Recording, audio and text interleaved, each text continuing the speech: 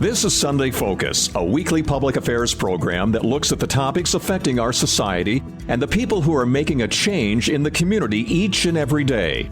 The people who have vision for the next generation. Sunday Focus presents new challenges for us, keeping you informed with topics of local and regional interest. Now the host of Sunday Focus, Christine Manica.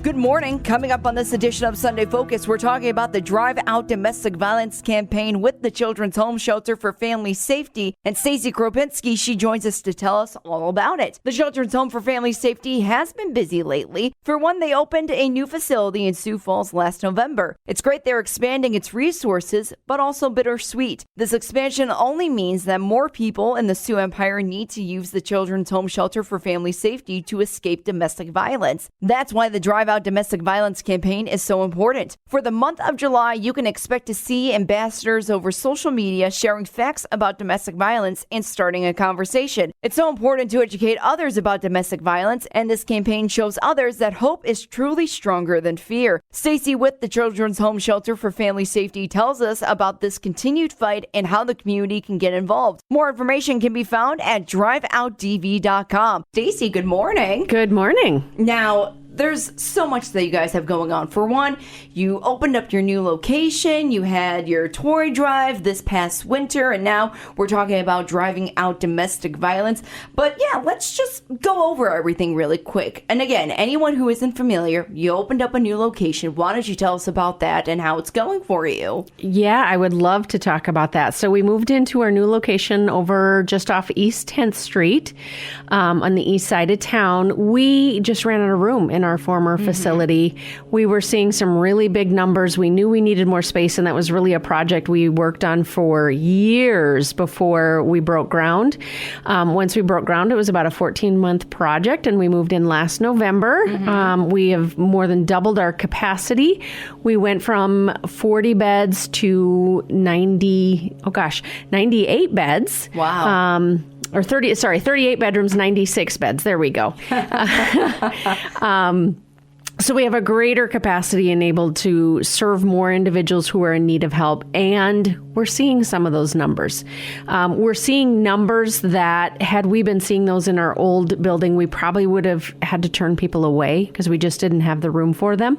But we are able to serve those numbers now, and we've been seeing some greater numbers over the last couple of months. And apart from the new building, you also have a new master's degree. I mean, a new name for your organization, Children's Home Shelter for Family Safety. Now, just go over the process of changing the name from Children's Home Shelter after everyone knowing it as Children's Inn. Yeah. So, the name was really something we had to think about a lot. The name Children's Inn, we love the name. We're very fond of the name, but it did present some issues in that adults didn't know for sure whether they could get help from us or not. Sometimes people thought we were a daycare or a hotel even. So we really wanted to pick a name that talked about what we did. And what we do is provide shelter, among other services, but we provide shelter to anyone in the family who is in need of safety. And that's really what we wanted to make our name about, so people clearly understood what we do and who we help. So we made that name change also because we are a program of Children's Home Society of South Dakota. So it just kind of helped to brand us so people understand that we are part of that greater organization. So since last time we talked, we were kind of comparing numbers back in 2021, 2022, and now with this facility, what trends are you seeing now that you're almost a year into opening up your new location? So as I mentioned, we're seeing some greater numbers really in those that we're serving. We're seeing about a 32% increase in intakes. So definitely more people. Our average has gone up. So last year at this time, we were serving an average of about 46 people per day. Our average now is 72. Wow. So significantly more people, and every day we just have the capacity to serve them. Pretty much all of our services, kind of our in-person crisis counseling, our outreach, all those different kind of services we are seeing a greater need for. We have what we call now at our facility, it's the Hope Center. And that's kind of the first place that people will go when they're coming for assistance. We've got 6 different meeting rooms in that part of the building.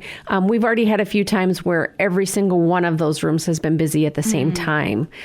So we're just seeing a greater number of people reaching out for those services, which I think is partly due to us, doing what we need to do to get the word out there that we're there, we're able to help, which is part of what we try to do with the Drive Out Domestic Violence campaign too, is just to let people know we're there.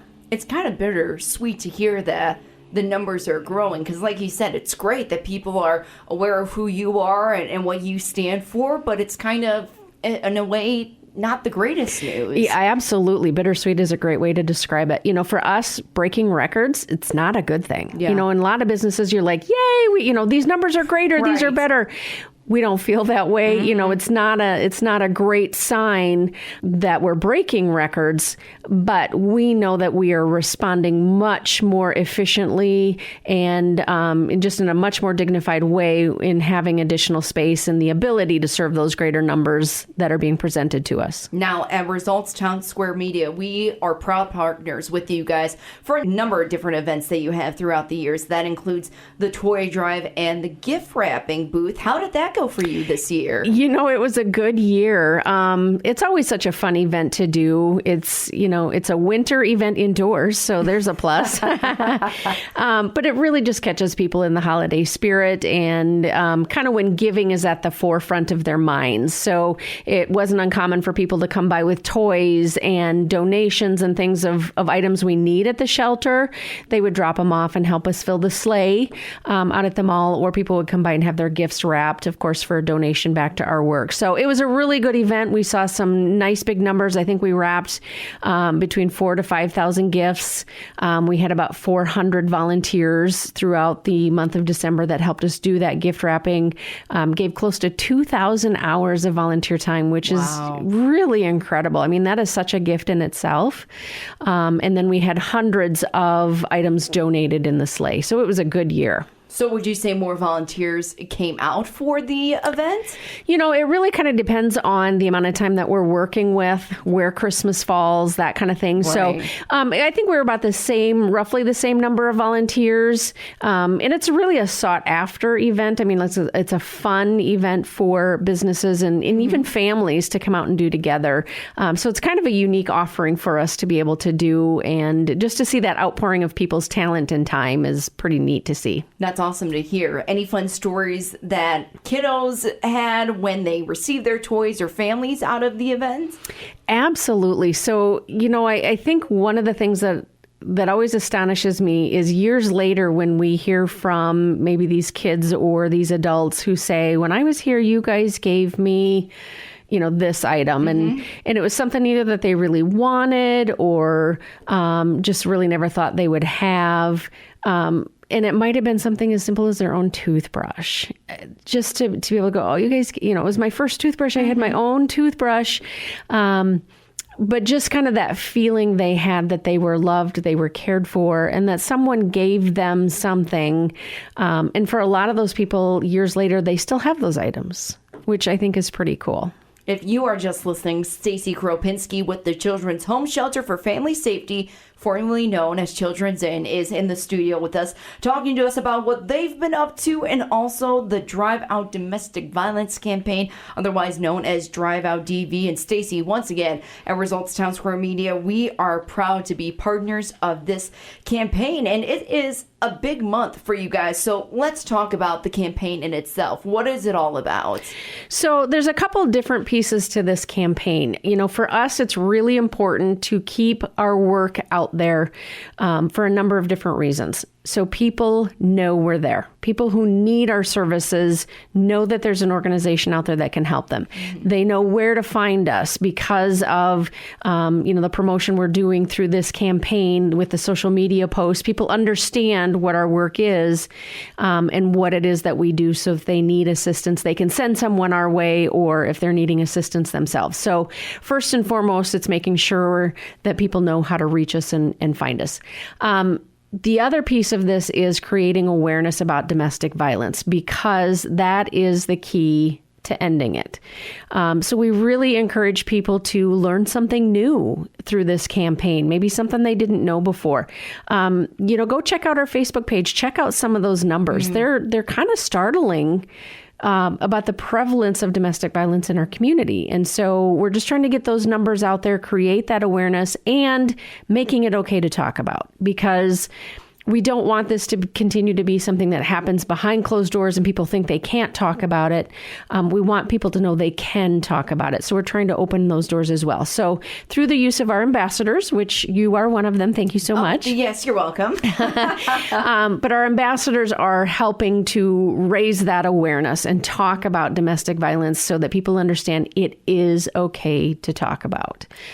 And then the last piece, of course, we are trying to raise funds. And so we're trying to do that through this campaign as well. So with the move to our new facility, about 75% of our budget every single year relies on charitable support, which means events like this, like the gift wrap booth, like the Media One Funski, all of those are so important to what we're doing because those funds have to come from somewhere, because we don't charge our clients money to receive those services.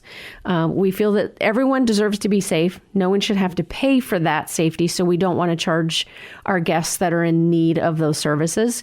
But we do have to continue to fundraise to come up with the money to be able to support our work. Drive Out DV, you mentioned it's all about having people feel comfortable talk about domestic violence and also giving them some information that they may not know about. I remember when I first became a media ambassador a couple of years ago, this sticks out in my mind. 1 in 4 men will experience some form of domestic violence in his lifetime. And we don't talk about men too often. It's always about the women and the children. Yeah, we've always known that it's a need for men as well. It just is not as prevalent, but it definitely still happens. With our move to this new facility, we are able to expand that service so we can actually house men who are in need of a safe place to go as well. We couldn't do that in our former facility, and we had to make other arrangements. So we are able to do that in our facility now. We have support groups that are for men. We've got counseling for men as well. Domestic violence, it does not have a box demographic where everybody's going to fit in this little box. It can impact anyone, any age, any gender, any socioeconomic status, education level. There really is no parameter when it comes to domestic violence. We have seen individuals as young as 24 hours old who are impacted by child abuse or domestic violence, and as old as 93. Wow. Yeah, so that's kind of our age demographic. And like I said, there's really no specific parameter that fits someone who is impacted by domestic violence. The other thing with domestic violence is not only does it impact, some family members directly, but it's kind of that ripple effect. It really goes out and impacts other individuals indirectly. And what we really see is this cyclical happening of domestic violence where it kind of passes on from generation to generation. So what we're really trying to do is interrupt that cycle and break that cycle. And educating is key to that.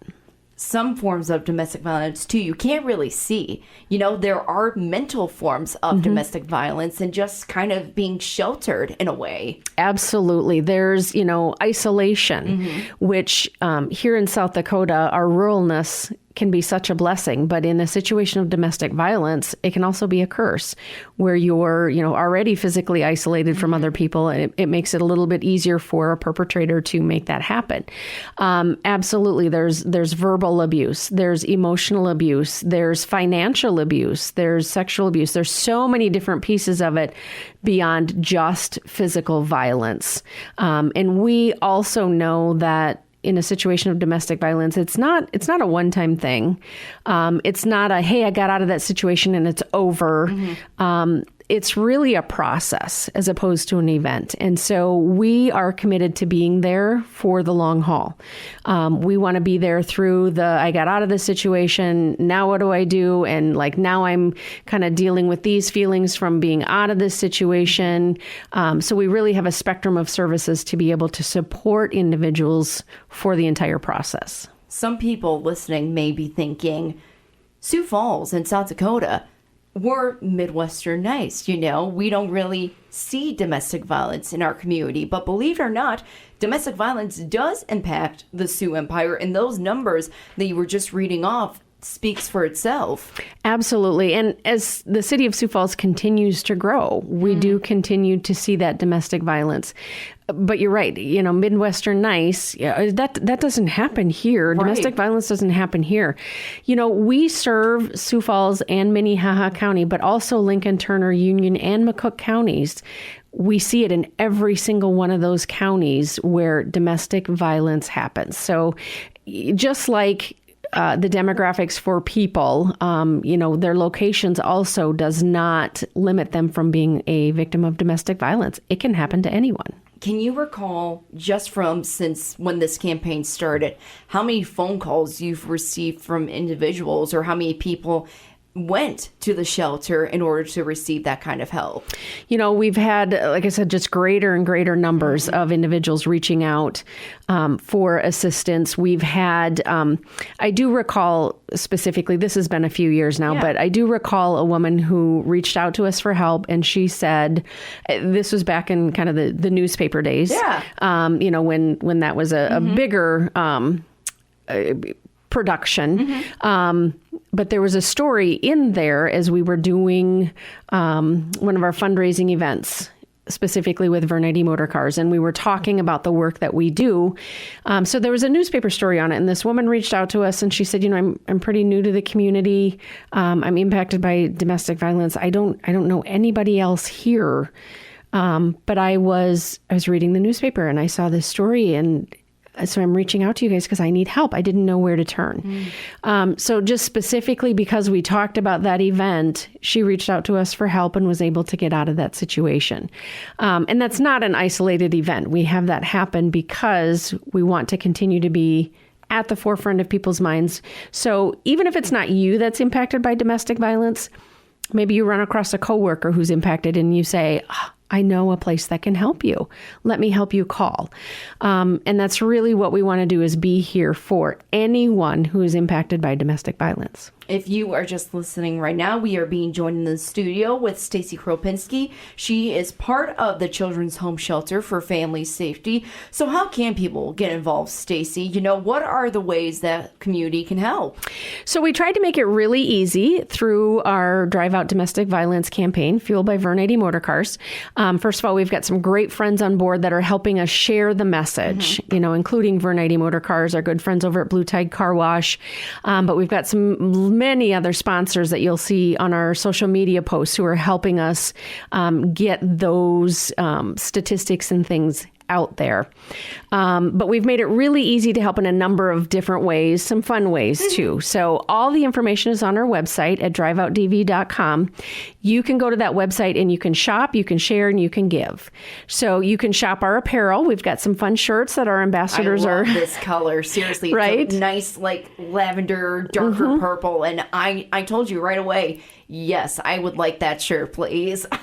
Yep, they're really fun. And it's a great way to support our work year round, is, you know, sharing that message year round. So portion of the sales of the apparel go back to help us. Another fun way is a very tasty way. I was going to say, you missed the eating part there in that description. Right. Here's our Midwestern nice. Just bring food. So we've brought the food. We just need you to go out and buy it. So on that website is a link to buy cupcakes from Oh My Cupcakes. They came on board last year as one of our partners, and it's just a really fun way to support this work. You go online or you call the store. You can order by the dozen cupcakes, the Drive Out DV dozen. There's a link on that website. You can pre-order them now or anywhere between now and the 15th of July, and you can have them either delivered or you can go pick them up in the store.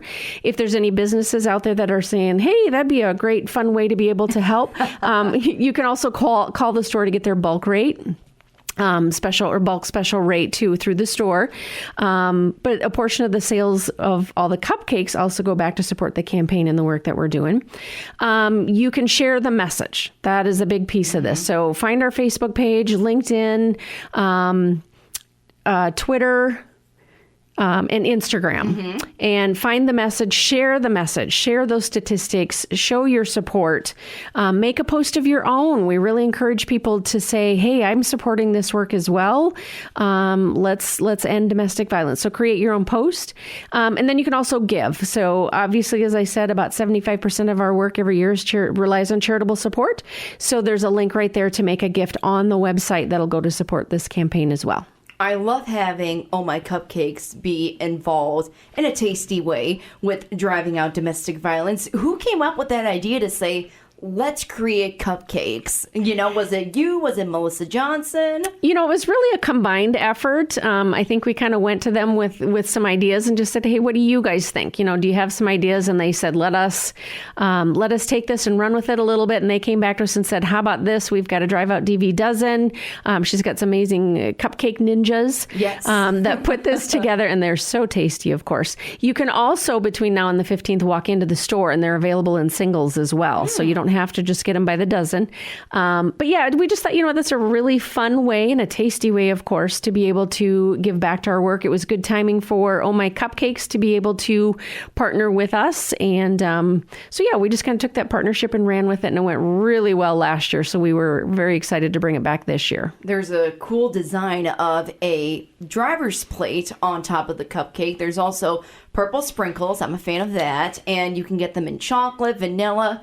It is so tasty. I had one the other day, and oh my, that's what I said on the video that I posted was, oh my gosh. And just, I wanted to eat my fiance's, in all honesty. Right. Exactly. I couldn't resist. So, okay, if anybody who is listening right now is on the fence about donating, just give us an idea of where specifically the funds go towards. Is it programs? Is it items that you might need at the shelter? Go through that with us, please.